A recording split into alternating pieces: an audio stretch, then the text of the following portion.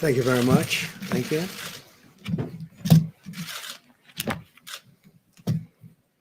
Good evening. I'd like to provide the American people with an update on our efforts to protect the integrity of our very important 2020 election. If you count the legal votes, I easily win. If you count the illegal votes, they can try to steal the election from us. If you count the votes that came in late, we're looking at them very strongly, but a lot of votes came in late. I've already decisively won many critical states, including massive victories in Florida, Iowa, Indiana, Ohio. To name just a few, we won these and many other victories despite historic election interference from big media, big money, and big tech. As everybody saw, we won by historic numbers. And the pollsters got it knowingly wrong. They got it knowingly wrong. We had polls that were so ridiculous, and everybody knew it at the time. There was no blue wave that they predicted. They thought there was going to be a big blue wave. That was false. That was done for suppression reasons. But instead, there was a big red wave. And it's been properly acknowledged, actually, by the media. They were, I think, very impressed. But that was after the fact. That doesn't do us any good. We kept the Senate despite having twice as many seats to defend as Democrats. And in a really much more competitive states, we did a fantastic job with the Senate. I think we're very proud of what's happened there. We had many more seats to defend. They spent almost $200 million on Senate races in South Carolina and Kentucky alone, 2 races, and hundreds of millions of dollars overall against us. At the national level, our opponents' major donors were Wall Street bankers and special interests. Our major donors were police officers, farmers, everyday citizens. Yet for the first time ever, we lost 0 races in the House. I was talking to Kevin McCarthy today. He said he couldn't believe it. 0 races, very unusual thing, 0. And actually won many new seats with, I think, many more on the way.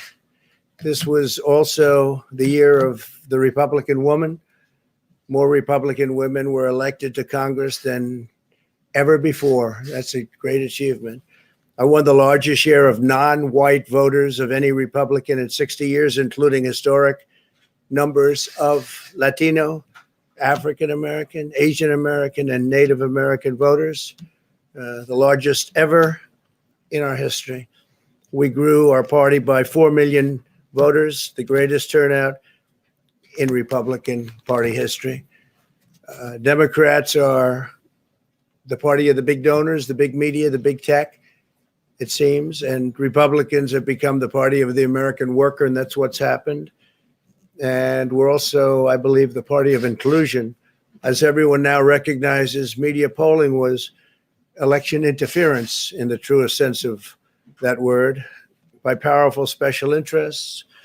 These really phony polls, I have to call them phony polls, fake polls, were designed to keep our voters at home, create the illusion of momentum for Mr. Biden, and diminish Republicans' ability to raise funds.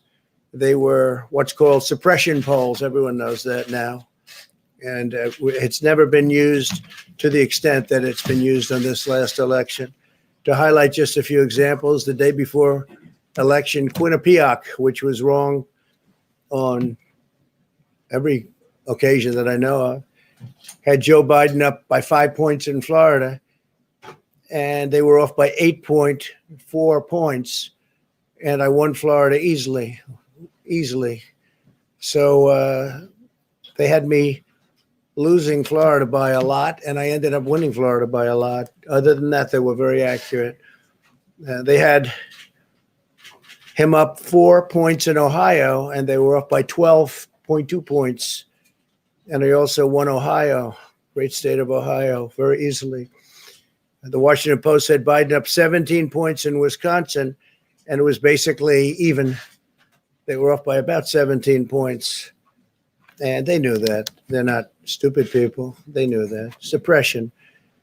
There are now only a few states yet to be decided in the presidential race.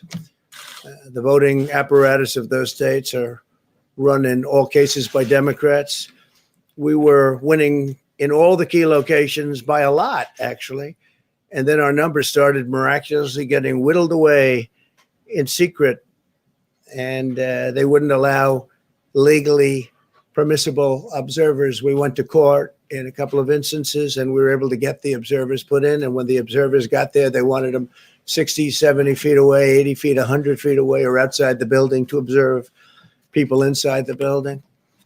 And we won a case, a big case, and we have others happening. There are lots of litigation, even beyond our litigation. There's tremendous amount of litigation generally because of how unfair this process was. And I predicted that. I've been talking about mail-in voting for a long time. It's really destroyed our system. It's a corrupt system, and it makes people corrupt even if they aren't by nature, but they become corrupt. It's too easy. They want to find out how many votes they need, and then they seem to be able to find them. They wait, and then they find them. And you see that on election night. We were ahead in vote in North Carolina by a lot, tremendous number of votes. And we're still ahead by a lot, but not as many, because they're finding ballots all of a sudden. Oh, we have some mail-in ballots. It's amazing how those mail-in ballots are so one-sided, too. I know that it's supposed to be to the advantage of the Democrats, but in all cases, they're so one-sided.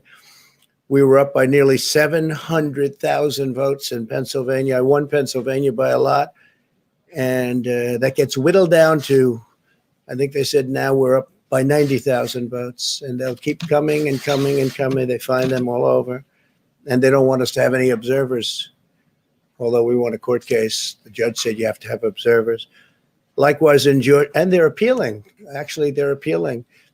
We won a case that we want people to watch, and we want observers, and they're actually appealing, which is sort of interesting. I wonder why they'd appeal, that all we want to do is have people watch as they do the vote tabulations. Likewise in Georgia, I won by a lot, with a lead of over getting close to 300,000 votes on election night in Georgia. And by the way, got whittled down, and now it's getting to be to a point where I'll go from winning by a lot to perhaps being even down a little bit. In Georgia, a pipe burst in a faraway location, totally unrelated to the location of what was happening, and they stopped counting for 4 hours, and a lot of things happened. The election apparatus in Georgia is run by Democrats. We also had margins of 300,000 in Michigan. We're way up in Michigan, won the state. And in Wisconsin, we did likewise fantastically well. And that got whittled down. In every case, they got whittled down. Today, we're on track to win Arizona. We only need to carry, I guess, 55% of the remaining vote, 55% margins. And that's a margin that we've significantly exceeded. So we'll see what happens with that. But we're on track to do okay in Arizona. Our goal is to defend the integrity of the election. We'll not allow the corruption to steal such an important election, or any election for that matter. And we can't allow anybody to silence our voters and manufacture results. I've been doing a lot of public things for a long time. I've never had anything that's been as inspirational, by people calling, talking, sending things to us. I've never seen such love and such affection and such spirit as I've seen for this. People know what's happening, and they see what's happening, and it's before their eyes. And there are many instances which will be reported very shortly. There's tremendous litigation going on, and this is a case where they're trying to steal an election. They're trying to rig an election, and we can't let that happen. Detroit and Philadelphia, known as two of the most corrupt political places anywhere in our country, easily cannot be responsible for engineering the outcome of a presidential race, a very important presidential race. In Pennsylvania, Democrats have gone to the state Supreme Court to try and ban our election observers, and very strongly. Now, we won the case, but they're going forward. They don't want anybody in there. They don't want anybody watching them as they count the ballots. And I can't imagine why. There's absolutely no legitimate reason why they would not want to have people watching this process, because if it's straight, they should be proud of it. Instead, they're trying, obviously, to commit fraud. There's no question about that. In Philadelphia, observers have been kept far away, very far away, so far that people are using binoculars to try and see. And there's been tremendous problems caused. They put paper on all of the windows so you can't see in. And the people that are banned are very unhappy and become somewhat violent. The 11th Circuit ruled that in Georgia, the votes have been in by Election Day, that they should be in by Election Day, and they weren't. Votes are coming in after Election Day. And they had a ruling already that you have to have the votes in by Election Day. To the best of my knowledge, votes should be in by Election Day. And they didn't do that. Democrat officials never believed they could win this election, honestly. I really believe that. That's why they did the mail-in ballots, where there's tremendous corruption and fraud going on. That's why they mailed out tens of millions of unsolicited ballots without any verification measures whatsoever. And I've told everybody that these things would happen because I've seen it happen.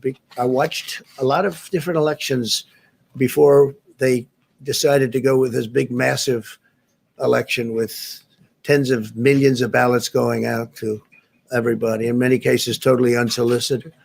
This was unprecedented in American history. This was by design, despite years of claiming to care about the election security. They refused to include any requirement to verify signatures, identities, or even determine whether they're eligible or ineligible to vote. People are walking in there. They have no idea. They're just taking numbers. They're writing down things, the workers, and doing a lot of bad things. And we have a lot of information coming and litigation that you'll see that will shake even you people up. And you've seen it all. The officials overseeing the counting in Pennsylvania and other key states are all part of a corrupt Democrat machine that you've written about. And for a long time, you've been writing about the corrupt Democrat machine. I went to school there and I know a lot about it. It hasn't changed. It's a long time ago and hasn't changed. It's gotten worse. In Pennsylvania, partisan Democrats have allowed ballots in the state to be received 3 days after the election. And we think much more than that. And they're counting those without even postmarks or any identification whatsoever. So you don't have postmarks, you don't have identification. There have been a number of disturbing irregularities across the nation. Our campaign has been denied access to observe any counting in Detroit. Detroit is another place. And I wouldn't say it has the best reputation for election integrity. Poll workers in Michigan were duplicating ballots. But when our observers attempted to challenge the activity, those poll workers jumped in front of the volunteers to block their view so that they couldn't see what they were doing. And it became a little bit dangerous. One major hub for counting ballots in Detroit covered up the windows again with large pieces of cardboard. And so they wanted to protect and block the counting area. They didn't want anybody seeing the counting, even though these were observers who were legal observers that were supposed to be there.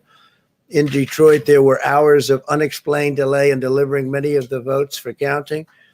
The final batch did not arrive until 4 a.m.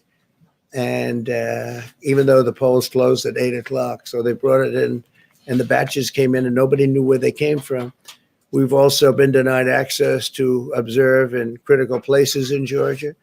In multiple swing states, counting was halted for hours and hours on election night, with results withheld from major Democrat-run locations only to appear later. And they suddenly appeared and they all had the name Biden on them, or just about all, I think almost all. They all had the name Biden on them, which is a little strange. I challenge Joe and every Democrat to clarify that they only want legal votes, because they talk about votes, and I think they should use the word legal votes. We want every legal vote counted, and I want every legal vote counted. We want openness and transparency, no secret count rooms, no mystery ballots, no illegal votes being cast after Election Day. You have election day, and the laws are very strong on that. You have an election day, and they don't want votes cast after election day, and they want the process to be an honest one. It's so important.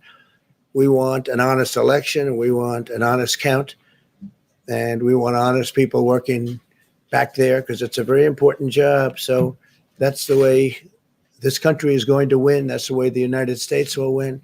And we think we will win the election very easily. We think there's going to be a lot of litigation because we have so much evidence, so much proof, and it's going to end up perhaps at the highest court in the land. We'll see. But we think there'll be a lot of litigation because we can't have an election stolen like this. And I tell you, I have been talking about this for many months with all of you. And I've said very strongly that mail-in ballots are going to end up being a disaster. Small elections were a disaster. Small, very easy to handle elections were disastrous. This is a large-scale version, and it's getting worse and worse every day. We're hearing stories that are horror stories, absolute horror stories. And we can't let that happen to the United States of America. It's not a question of who wins, Republican, Democrat, Joe, myself. We can't let that happen to our country. We can't be disgraced by having something like this happen.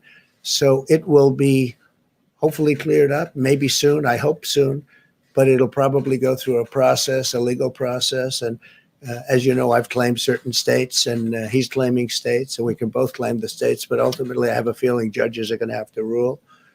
But there's been a lot of shenanigans, and we can't stand for that in our country. Thank you very much.